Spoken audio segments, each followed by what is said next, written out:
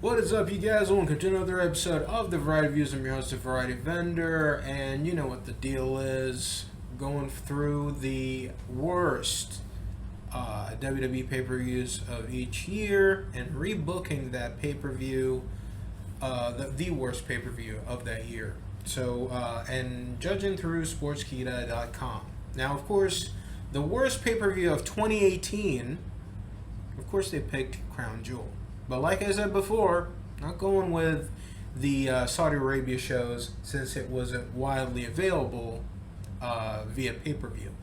So I'm going to go with the second worst instead, and that was WWE Backlash 2018. And here's the description. Coming off the back of WrestleMania, Backlash had a stacked lineup. Don't know about that. With many feuds spilling over from the previous pay-per-view. It opened well with the match between Seth Rollins and The Miz for the Intercontinental Championship. I remember that was a really good match. But it all went downhill from there. Nia Jax defeated Alexa Bliss in a WrestleMania rematch to retain the Raw Women's Championship. Remember, this match was actually better than their match at Mania. But it was a drag at best. Jeff Hardy versus Randy Orton was a fun encounter for the United States Championship, with the veterans putting on a good show. I remember it was like pretty much like a drill, like a routine match. You know, it felt like they were running through the motions. They usually, whenever you would have Jeff Hardy versus Randy Orton, they can't have a bad match, but they can have like a mediocre match. That's for sure. But then things really started taking a downward trend. Easier for me to say. Big Cass and Carmella haven't been rated highly in the ring, anyways, but it was expected that they would be carried through the match by Daniel Bryan and Charlotte Flair, respectively. Sadly, both the bouts were below expectations and didn't keep the audience engaged for long. Man, the punctuation is just freaking crazy. Reigns and Joe have always had strong in-ring chemistry, but with no stakes in their match at Backlash, the fans quickly showed their disinterest by leaving the event before it was over. I remember the reason why that happened was because the show was going on for so long. It went on for like 3.5 hours, for God's sakes. The telltale way in which Reigns won almost ratified the audience's decision to leave early. Yeah, I remember that was a time where Vince was like, yeah, every pay-per-view is going to go, 3.5, 4 hours. Like, who cares, right? Like, he didn't care what the fans thought at the time. And some might say he still doesn't care. The match between AJ Styles and Shinsuke Nakamura was a draw, while the tag team matchup between Braun Strowman and Bobby Lashley against Kevin Owens and Sami Zayn, on the other hand, didn't have any stakes attached to it. Yeah, I remember there was a lot of meaningless matches.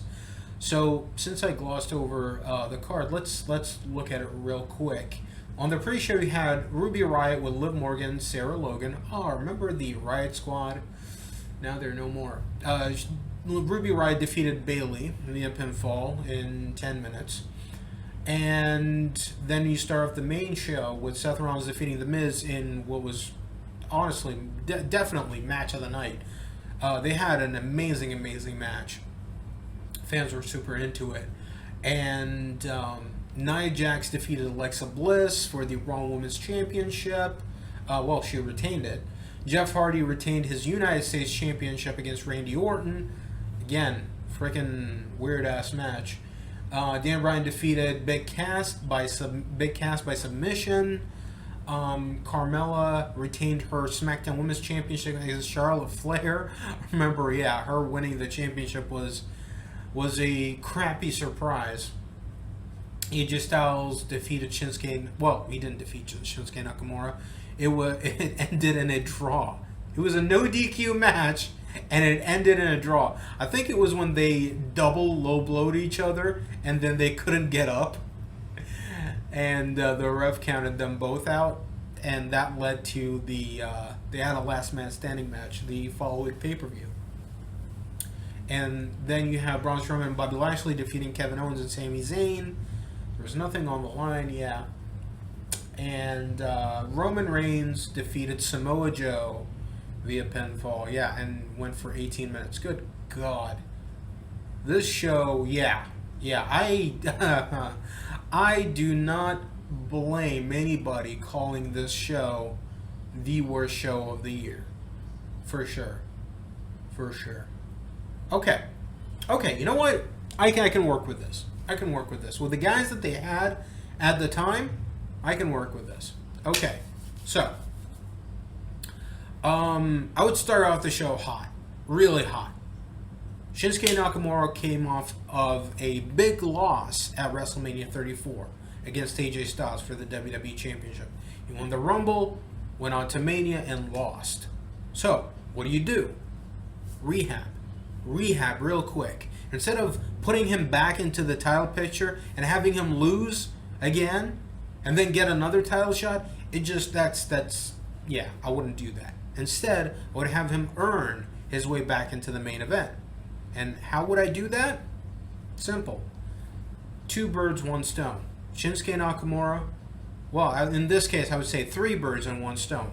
The first bird being that Shinsuke earning back his title shot. Second bird is a dream match, another dream match. Shinsuke Nakamura versus Daniel Bryan. The third bird is Daniel Bryan slowly turning heel.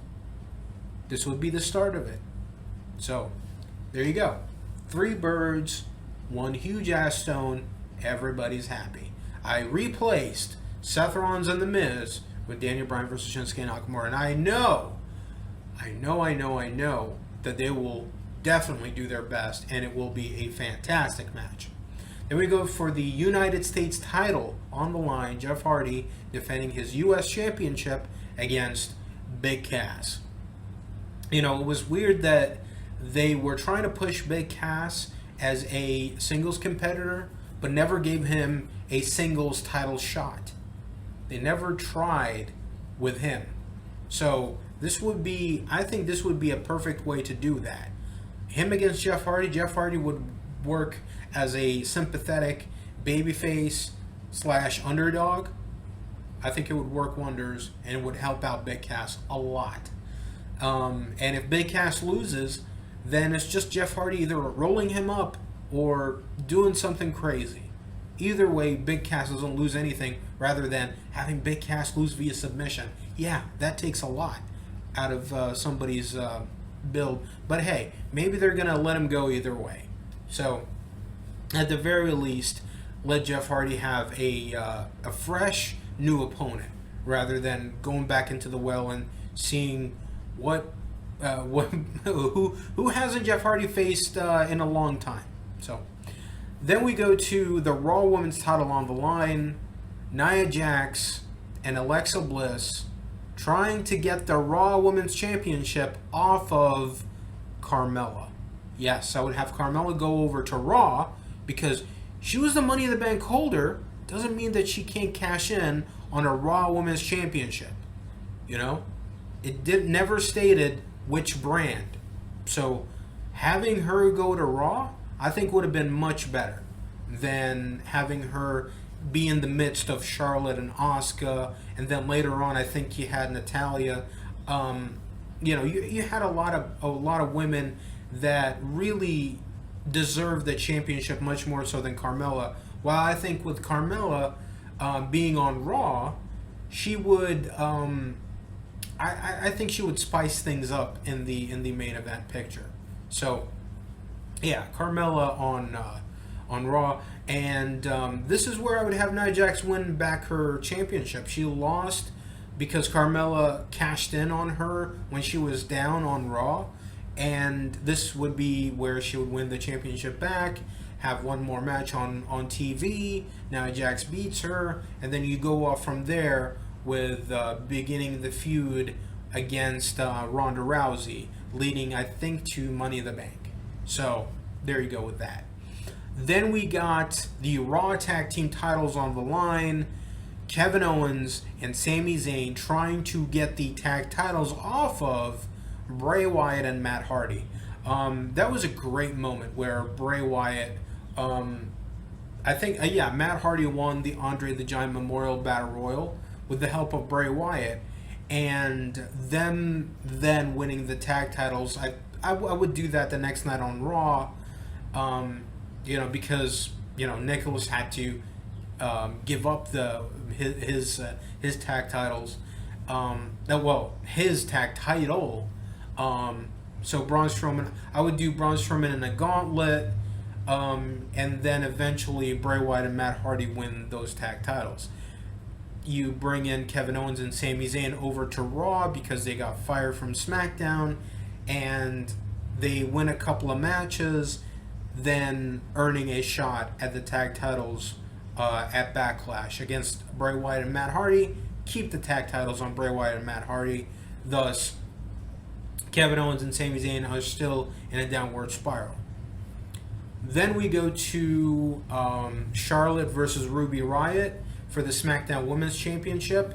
I wouldn't do the Asuka thing just yet. Wouldn't go back with Asuka against Charlotte. Wait for that. Let Asuka heal up. Let her, take some time off. Come back in a couple of weeks and earn her way back up into the main event. So, easy win for Charlotte. Ruby Riott gets elevated by having a really good match with Charlotte. So, there you go. Then you have, I would do Roman Reigns and Seth Rollins going up against The Miz and Samoa Joe. With the idea being that, of course, whomever gets pinned gets a future title shot. And yes, I would have Roman Reigns win the Universal Championship at WrestleMania 34. Why didn't they do that? I have no idea. I don't know why. They were like, oh no, we'll just wait because we're afraid of people rioting. Everybody riots all the time. Who cares? Put the title on him. After that crazy blade job that he did at WrestleMania, you should give him multiple world championships. Give him all the titles for that. And so, I would have put the title on him.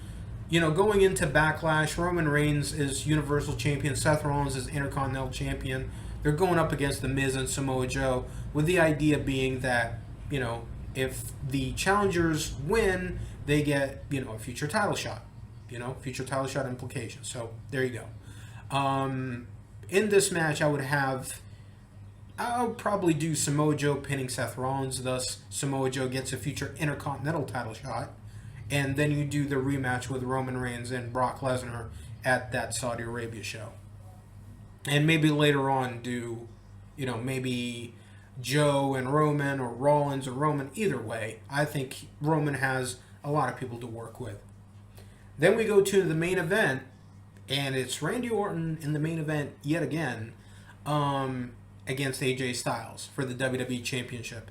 Because I wouldn't do Shinsuke and AJ. They had their match at Mania. Shinsuke lost. So, moving forward, you should have AJ face against somebody new.